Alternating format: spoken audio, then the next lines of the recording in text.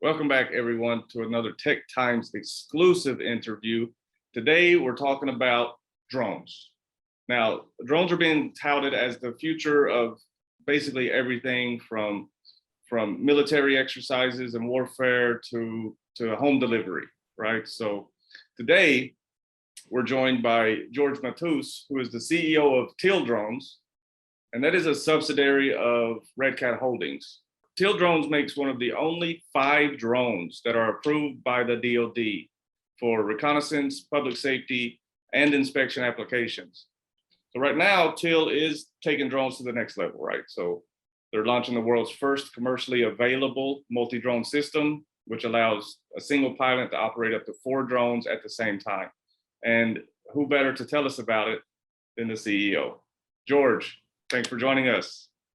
Hey, thanks for having me on, Chris. Really appreciate it. Yeah, absolutely. So you guys are doing a lot. And, this is I feel like this is a bubble industry. There's a lot of talk about, autonomous things and making, life even easier as we move away from carbon emissions and everything. So to jump straight in, could you just tell us more about TEAL Drones and even the parent company, Red Cat? Yeah, absolutely. I'll start with some background and context on myself and TEAL, as well as Red Cat, and maybe a little bit on the industry as a whole. I could talk for days about how interesting and quirky this industry is, and maybe we'll touch on a few of those points today. So starting with TEAL, I started the company about 7 years ago out of high school, just being really passionate about anything that flies and about drones.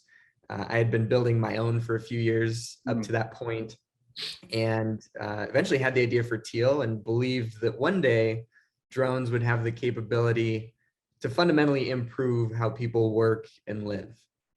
And so came up with the first product idea. I was very fortunate to find a few supporters and people who were believing in the vision.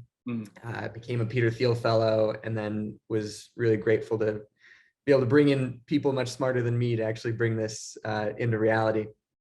And so over the course of about 7 years, TEAL was the first company to mass produce this small category of drone domestically here in the US. And that was mostly focused on the consumer space.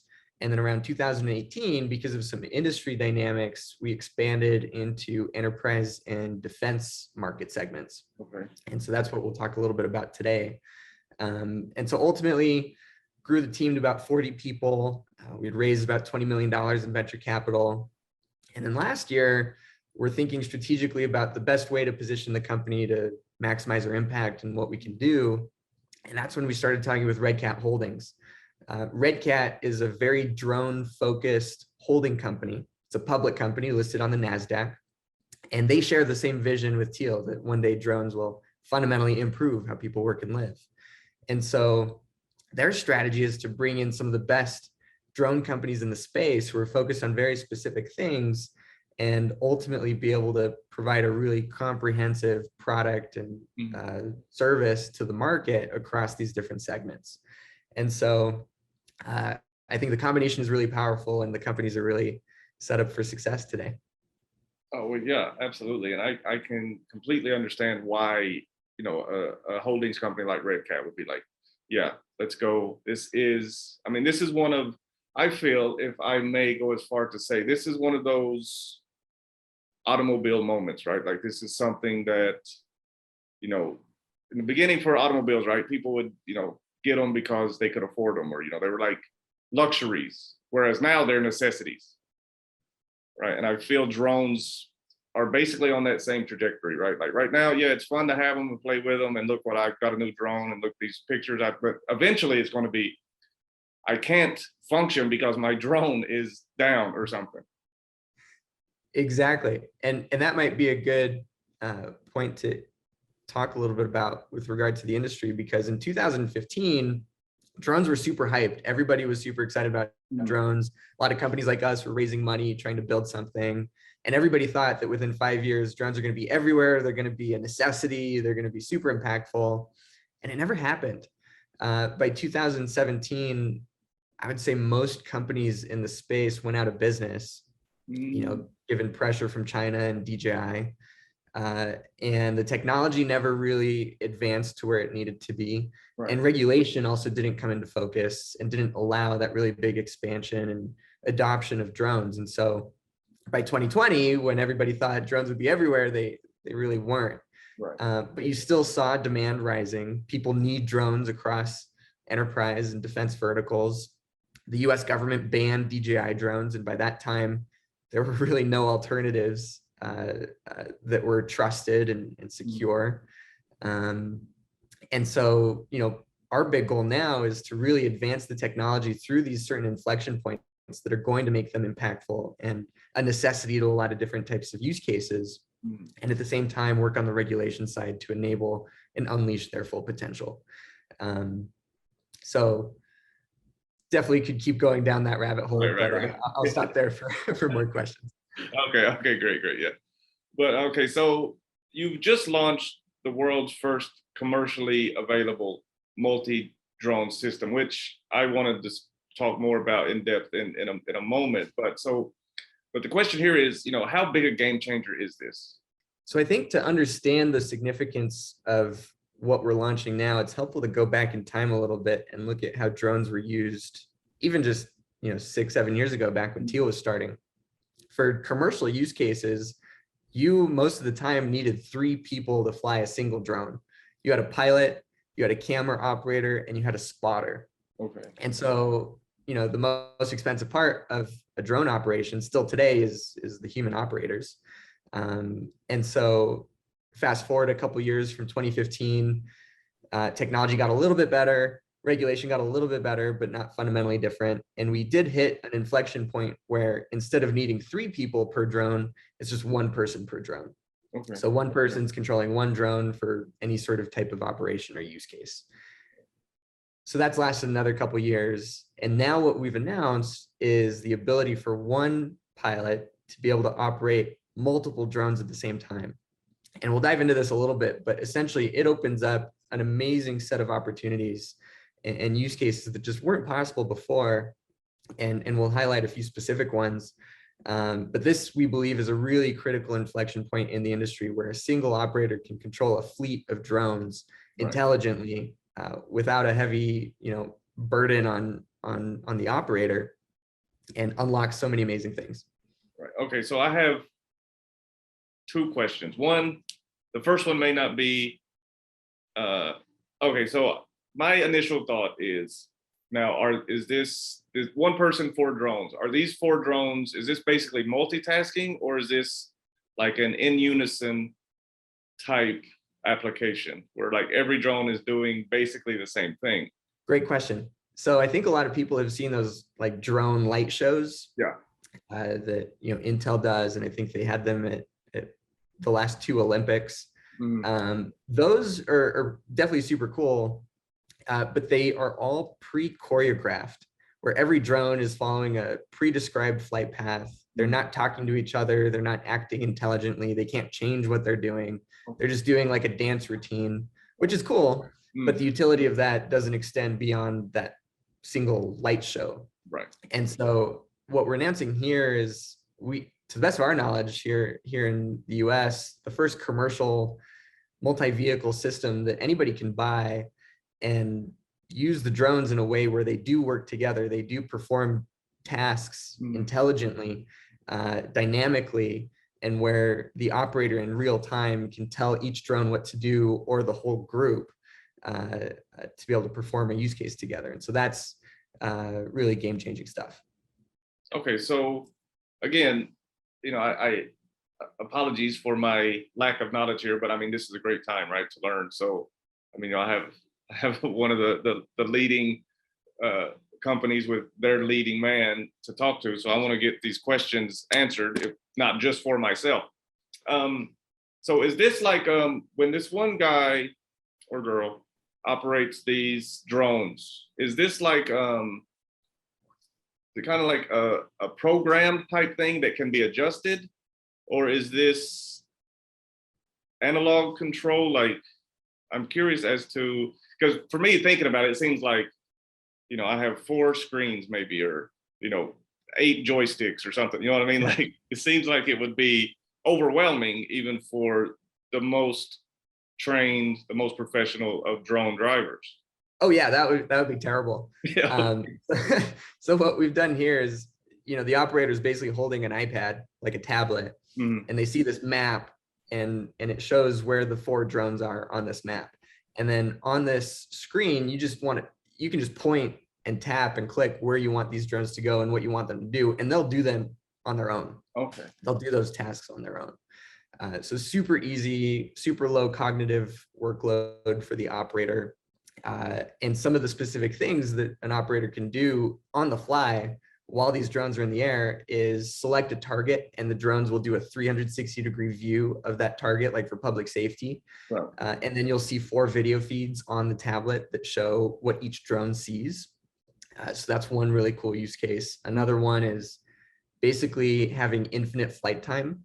So if you're flying a drone and surveilling an area or an area of interest, and your battery runs out, typically you have to bring the drone back, land, pop in a new battery, fly back up, fly back over to the target. But now with multi-vehicle control, you can have persistent operations where the drones are automatically handing off at that target area, so that to the operator, you're never off station. You're always performing your mission. So that's a really cool capability with multi-vehicle. And then the last one is for like mapping, for surveying, for agriculture and different types of use cases that require mapping. You can have multiple drones fly an area, multiple acres at the same time, and put together a 3D map almost in real time, Right. Which saves a ton of obviously time and money during operations. So that's another really cool use case with this system. All right. So yeah, well, okay, okay, so you spoke about mapping and surveillance maybe. So, and also, as I spoke about in the intro, you are approved by the Department of Defense for reconnaissance and things like that. So in addition to the military, like, you talk about deliveries and things like that, what other industries can benefit from using a multi-drone system? Yeah, that's a great question. So we're essentially focused on 3 specific use cases today. The first, like you mentioned, is ISR, intelligence, surveillance, and reconnaissance for the DoD. And that gives operators the capability to see what's over the next hill or around the next corner when they're on the front lines, which is a really critical capability and something that the service hasn't had since they banned DJI drones back in 2017. So that's where we've put in a lot of our effort. And like you said, our flagship product today, the Golden Eagle, which is our government approved drone, is designed for that, but also is made for public safety, which is the second big use case we're focused on. So police, fire, search and rescue, those are all huge. And a lot of those are obviously at a state and local level. And then the third use case is infrastructure inspections or inspections in general. And that starts to get more into the enterprise commercial side of the industry. And so we think that multi-vehicle control and those 3 capabilities I outlined earlier, those can be useful essentially in each of those use cases. Okay. So I have another random question that just popped into my mind. And this is more of an opinion. Well, maybe not an opinion. I mean, you have obviously a very in-depth knowledge of the industry. Hypothetically speaking, do you think eventually, within the next, let's say 20 years, right? Just for a nice round number. You think there's potential for the drone technology to be upscaled almost to the point to where it could be like a personnel carrier? That is a great question, and it leads into something that we very much believe in, and that is extending the usefulness of a drone past a single use case. Right. Basically, up until today, every drone has just been a flying camera. Takes great photos and videos, but really can't do much else. Right. Our idea has been essentially to build the smartphone of drones, where eventually you can have an app store and different apps for the same drone that allow it to do many different cool things. And so what we've done with the Golden Eagle is also made it very modular, where you can change out the payload and the propulsion system, and the same drone can be extended over time into different use cases. And so to make that real and to make that useful, we also have to build a brain inside of the drone. Right. And to lead into your question, we're trying to take that brain over time and be able to put it into other categories, other form factors, other sizes of drones, and enable the same thing we've done for Golden Eagle in massively different categories. And so absolutely, I do think, one day these are going to be upscaled and they're going to be carrying cargo, people, and a lot of other cool things. Right. Yeah. I mean, because going back to what you were saying about the light shows, right? So even now, I don't know if it's fair to say infancy, maybe maybe the toddler stage of drones. Yeah. Yeah. So, even now it's possible to program these things to where they don't collide mid-air, light show type thing. So I think that's, some of the drawbacks with, flying taxis. I think there's some companies that's like, doing these flying ambulance services, but it's that aspect of it that's kind of like, I don't know if we should do this just yet. But I feel like drones are maybe a step ahead of like the flying car. Yeah, exactly. And there's a lot of, fundamental things that have to come together to make it a reality. And part of it is that core brain and the autonomy that makes a drone intelligent and not crash, and be able to understand its environment. So that's a lot of software. It's not just the drone itself. There's regulation that's its own rabbit hole. Right.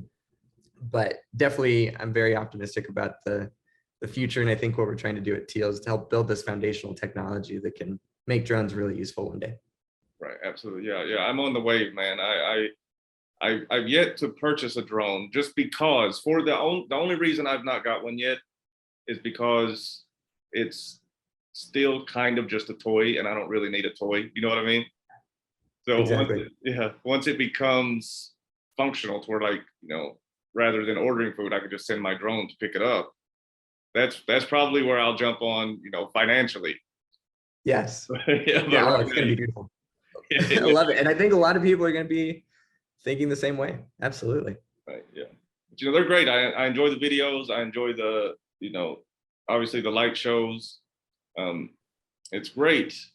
But, right now I think, your company and, yourself are doing the necessary footwork, to get these to where average Joes like myself would be like, yeah, I need this. Yeah, so exactly. I'm looking forward to it very much. So let's shift gears a little bit here. We're running low on time, but I want to ask about your company has been doing a lot, like you said. It's been 7 years, and you've went from basically, is it fair to say a hobby to a company? Oh yeah. Okay, so yeah, so you've taken this hobby of yours and turned it into a company that is now working with the Department of Defense, and you've got the multi-drone system. You're innovating the niche, the market, and you've been supplying drones to help Ukrainian forces. Kind of walk us through how that comes about. Was that a direct reflection of the relationship with the DoD, or was there a different path? No, that's a great question. I think in general, if we zoom out a little bit, what we're now seeing is that drones can be one of the most impactful technologies in a war. This is really one of the first wars that we've experienced that the drones are being used and are very significant to outcomes of different missions. And so for the first few weeks of the Russian invasion, Ukrainians started using DJI drones to be able to see what's over the next hill, around the next corner, to be able to do targeting, to be able to see what's going on and have situational awareness. Well, what started happening is that those DJI drones from China could be tracked by Russia. And every time a Ukrainian operator would fly a DJI, it could be tracked back to their home location. And so there's even videos online of like missile strikes directly on top of the operator that was flying their DJI drone. which is horrible. Yeah. And so they quickly realized they needed an alternative that is secure and trusted. And this is what the government here in the US has been working on for the last couple of years, and what spurred the creation of the Teal Golden Eagle. And so, this is really one of the only alternatives to a DJI in this category that can give that capability, that is fully cyber secure, that is trusted, that can fly at night. One of the things we pride ourselves on is how easy it is to fly this drone at night. And so since that realization on Ukraine's part, they've been working with us closely to order Golden Eagles, to get them deployed. We've gone out there and have trained operators on the systems, and they are operational right now in the field. Oh, that's great. That's incredible. Yeah, can't really be dependent on things from China, especially in a time like this with so much turbulence in the world or whatever. But that's a different conversation, but for a different channel, But yeah. Exactly. Yeah. Absolutely. But no, one of the interesting things that you said that really popped out to me was that the Teal drones can be used at night. And as a prior service, as a veteran, we have a saying, right? Like we own the night. It's imperative that allied forces, let's say, have that advantage, over whoever. So how did that was that something that you had in mind from the beginning to have this nighttime ability or this night operational ability, or was this something that came from maybe like a focus group where it's like, hey, we need to do this, we need to have this? The answer is yes. Everything else aside, on Teal and the things we're working on, we want to be the best at night. Right. And we've always been super excited about that. We've had people tell us that that's important. And then it really solidified when the Army put this program of record together to field this small category of drones to the service. And, they said very clearly, 95+% of the time, their operations are at night. Yeah. And so a lot of the requirements they put together were very night focused. And so, Golden Eagle can do full positioning at night. So it's very easy to fly and almost effortless. It has a thermal camera on it that obviously allows you to see through darkness and smoke and fog. Right. So that is huge. And we've also designed it on the hardware side to be super easy to take out of your tactical case, toss it up into the air, start the mission. When the mission's done, to retrieve it, put it back in its case, and keep going. Okay, yeah, super important. But unfortunately, we're running out of time. So I want to ask you, what's coming up for Teal Drones? Great question. So we're now a public company under Red Cat, so I got to be super careful with what we can talk about and what we can't talk about. What I'll say is, we're starting to hit these really cool inflection points, both in technology and capability and regulation. And back in 2015, when people thought that drones were going to be around almost everywhere and be a necessity for a lot of different use cases by 2020, and it didn't happen, I think it's still going to happen. Right. And I think it's now a lot closer than people think. Well, unfortunately, we're out of time, but it was a great conversation. The Teal Drones is killing it. I mean, you're linked with the government. You're doing all these things. That's definitely helping. And as always, I like to say, whenever we bring up Ukraine, myself and Tech Times, we absolutely stand with the innocent people of Ukraine. So again, thank you for lending your assistance to those people. Thank you, Chris. Thanks for your service as well. Yeah, absolutely. And feel free to come back anytime. The door is always open for yourself and Teal Drones. I would love to. Thank you. This is great. And if you enjoyed this video you just watched, please hit like and subscribe. And be sure to stop by techtime.com for the latest in news about tech, science, business, and so much more.